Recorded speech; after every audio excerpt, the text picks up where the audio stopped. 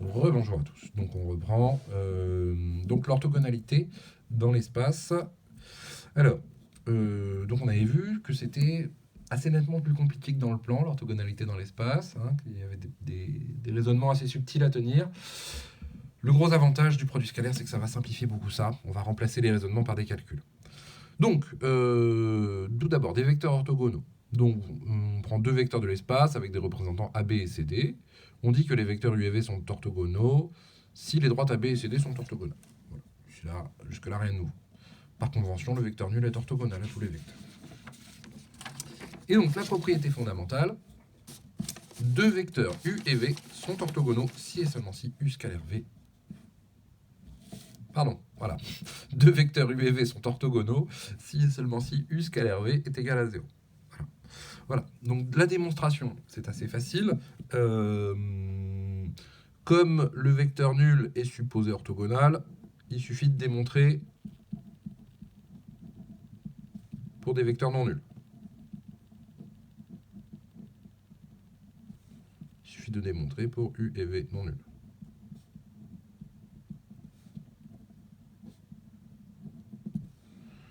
Donc, on va partir de U scalaire V égale 0 et travailler par équivalence. Qu'est-ce qui se passe si U scalaire V est égal à 0 ? Eh bien, vous utilisez la définition. Vous avez norme de U fois norme de V fois cos alpha égale 0, où alpha est l'angle entre les deux vecteurs. Hein. Mais comme U et V sont supposés non nuls, ma norme de U n'est pas nulle, puisque U n'est pas le vecteur nul. Le seul vecteur qui a une norme égale à 0, c'est le vecteur nul. Si un vecteur n'est pas nul, bah forcément il a une longueur. Donc, norme de U, ça vaut pas 0. Norme de V, ça vaut pas 0. Mais si le produit vaut 0, que celui-là et celui-là valent pas 0, la seule possibilité, c'est que ce soit le troisième. Donc c'est cos alpha égale à 0. Oui, mais cos alpha égale à 0, quel est le nombre, quel est le seul angle qui a un cosinus égal à 0 ? Bah, en fait, les angles orientés, il y en a deux, c'est plus pi sur 2 et moins pi sur 2. Les angles géométriques, comme le sens n'importe pas, ça veut dire que alpha égale pi sur 2. Et donc, AB et AC sont orthogonaux.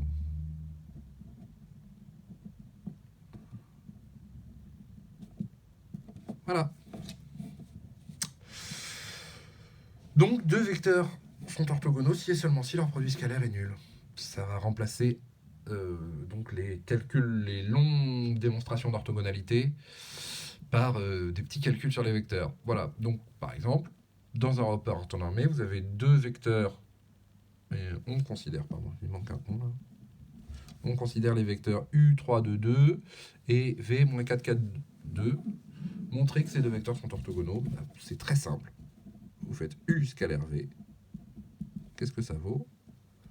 Bah, ça vaut 3 fois moins 4, plus 2 fois 4, plus 2 fois 2. Hein, donc ça fait moins 12, plus 8, plus 4. 0. U et V sont orthogonaux.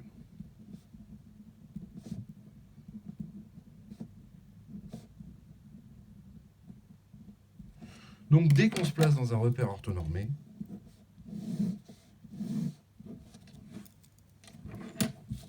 les calculs d'orthogonalité deviennent d'une simplicité absolue. Il suffit de multiplier les coordonnées. Voilà. Donc ça va très très vite. Donc voilà, grosse utilité du produit scalaire, ça simplifie beaucoup les raisonnements.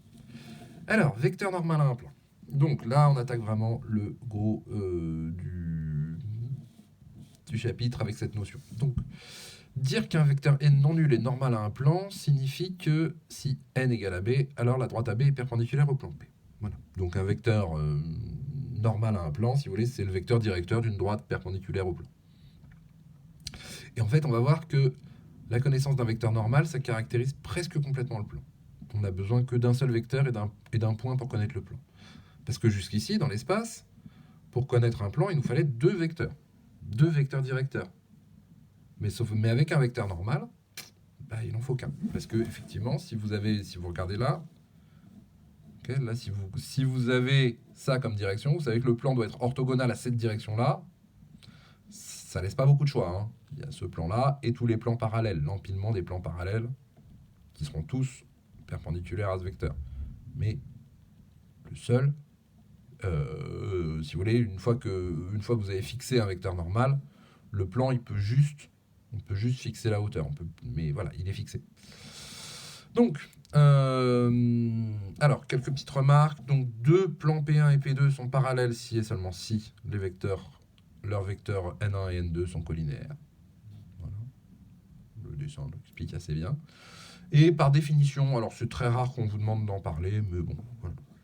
Je vous donne quand même la définition. Deux plans sont perpendiculaires quand leurs vecteurs N1 et N2 sont orthogonaux. Voilà, mais bon, on n'utilisera quasiment pas ça. Alors, afin de pouvoir trouver un vecteur normal à un plan, on va utiliser en fait ce qui s'appelle ce qu'on a vu comme le théorème de Laporte.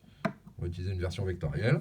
Et alors l'avantage, c'est que la notion de produit scalaire permet de démontrer assez facilement ce théorème. Donc, le théorème de Laporte, qu'est-ce qu'il dit? Je vous le rappelle, pour qu'une droite soit orthogonale à un plan, il suffit qu'elle soit orthogonale à deux droites séquentes de ce plan. Voilà. Donc, petit dessin. Voilà mon plan P. Ma droite delta qui va être la droite orthogonale. Et donc,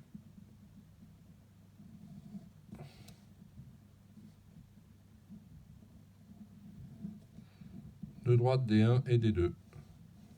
Pardon, les deux, ça va être celle-là. Ah. Alors, l'idée, c'est que pour démontrer ça, on va utiliser les vecteurs. On va montrer qu'en fait, on va prendre N, un vecteur directeur de delta.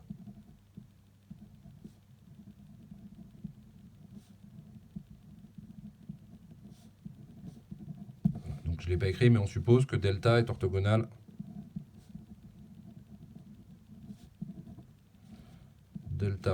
à D1 et delta orthogonal à D2. On prend N, un vecteur directeur de delta.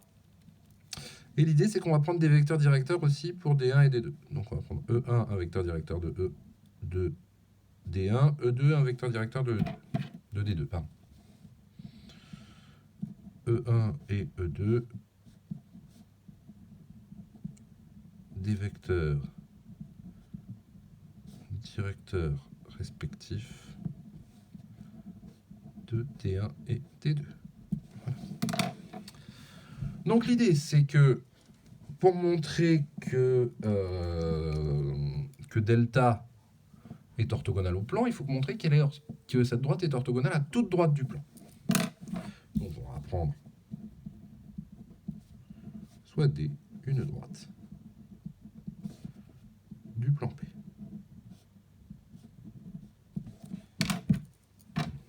Une droite D, par là. Et donc, l'idée, c'est que cette droite D, elle va avoir un vecteur directeur E. Et E, un vecteur directeur.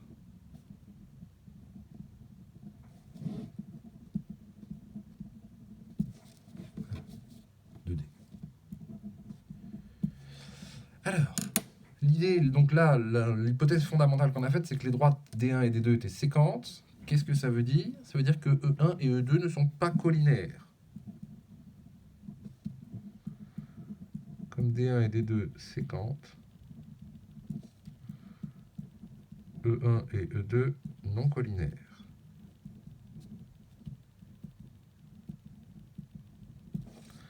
Bon, mais si on a un couple de vecteurs non collinaires dans un plan, il forme ce qui s'appelle un couple de vecteurs directeurs. Dirige le plan.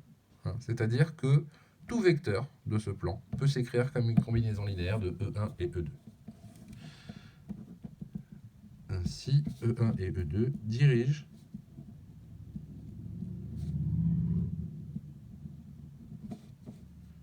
le plan P.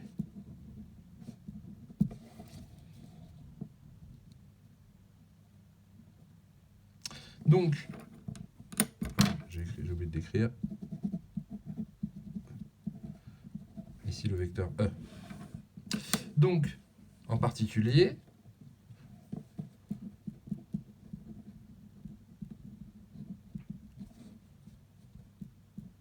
il existe x, y de réel tel que E soit x E1 plus y E2. Voilà. Donc je peux écrire mon vecteur E comme une combinaison linéaire de E1 et E2. Autrement dit, ma droite D peut se décomposer comme un peu de la droite D1 et un peu de la droite D2. D'accord? Mon vecteur E, là, il se décompose sur ce qu'on appelle une base E1, E2. Vous voyez, là, il ressemble beaucoup à E1. Il y a un tout petit peu de E2 pour le tirer vers la gauche. Donc, du coup, ça c'est parce que donc le E1, E2 est un couple de vecteurs directeurs. Bah, si je calcule n scalaire E, qu'est-ce que ça donne? Eh bien, ça donne n scalaire x E1 plus y E2. Et bien là, on va utiliser les propriétés qu'on a vues du produit scalaire. C'est-à-dire que ça fait n scalaire x E1 plus n scalaire y E2. Okay, ça, c'est la distributivité.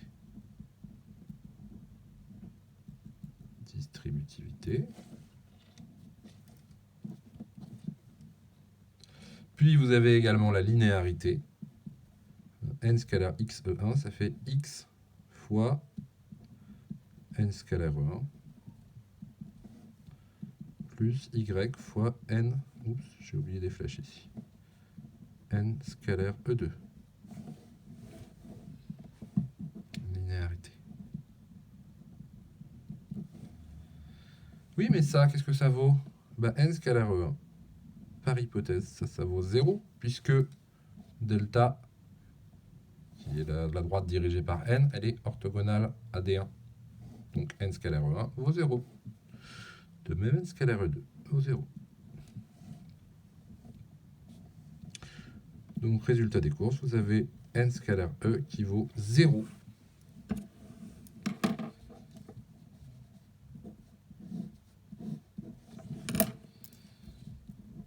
Et delta est orthogonal à D. Donc au plan P. Voilà.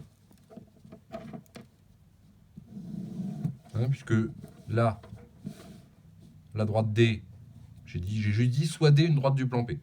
Je n'ai pas fait d'autres hypothèses dessus. J'ai montré que si je prenais une droite du plan P, alors son vecteur directeur était orthogonal au vecteur directeur de delta. Donc delta est orthogonal à D. Donc delta est orthogonal à toutes les droites du plan P. Puisque j'ai dit qu'il y avait... Puisque j'ai pas fait d'hypothèse particulière sur la droite, c'est vrai pour toutes les droites. Donc delta est orthogonal au plan P. Et donc à présent, la version vectorielle de ce théorème, un vecteur n est normal à un plan si et seulement s'il est orthogonal à deux vecteurs non collinaires de ce plan. Alors,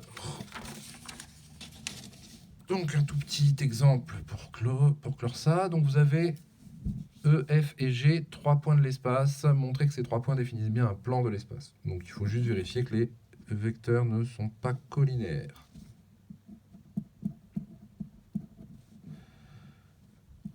Alors, on va calculer EF. Donc EF, ça fait 3 moins 2, c'est-à-dire 1. 4 moins 4, ça fait 0. Et 7 moins 1, ça fait 8. On va calculer EG aussi. Par exemple, donc EG, ça fait moins 4 moins 2, ça fait moins 6. 6 moins 4, ça fait 2. Et moins 1, moins 1, ça fait 0. Voilà, donc EF et EG ne sont clairement pas collinaires. Hein.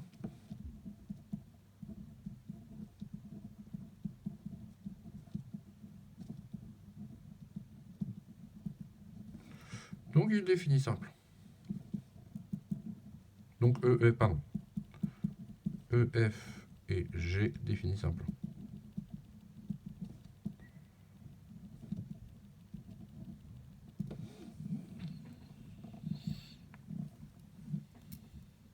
Voilà.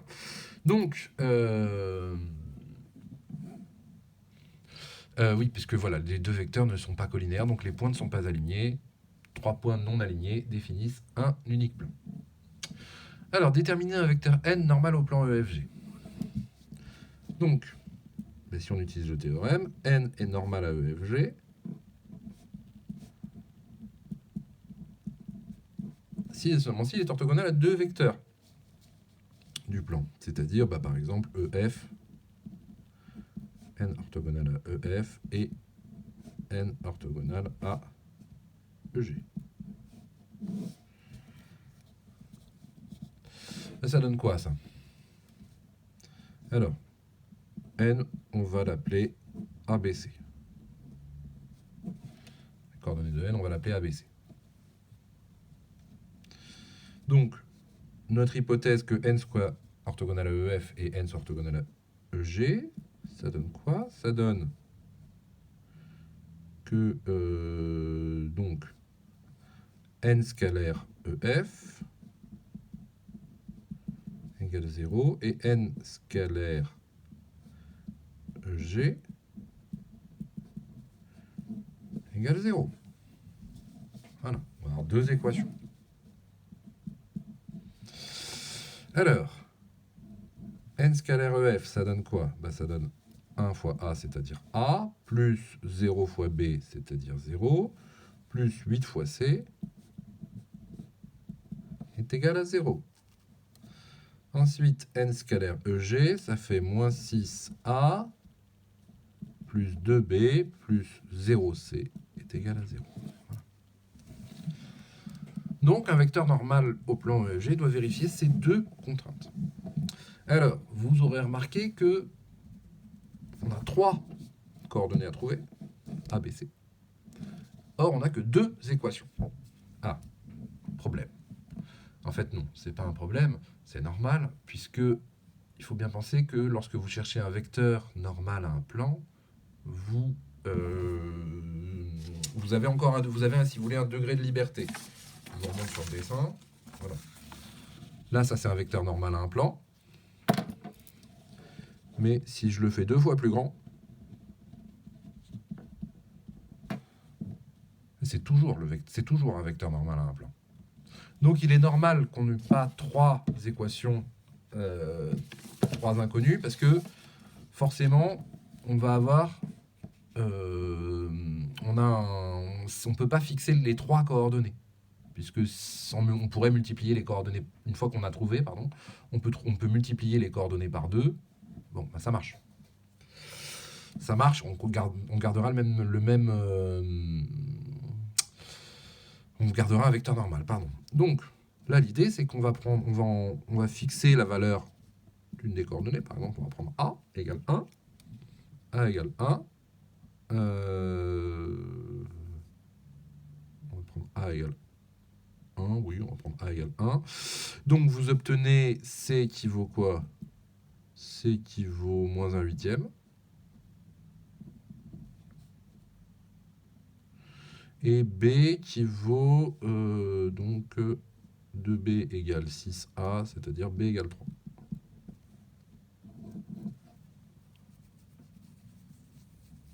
Voilà, donc un vecteur normal, ce serait par exemple 1 moins 1/8, 3. Donc je répète, là ça devrait être plus clair. Vous voyez que je peux par exemple multiplier tout par 8. Ça ferait 8 moins 1, moins 24. Voilà. Et du coup, vous auriez encore un vecteur normal. C'est-à-dire que les deux équations-là seraient vraies.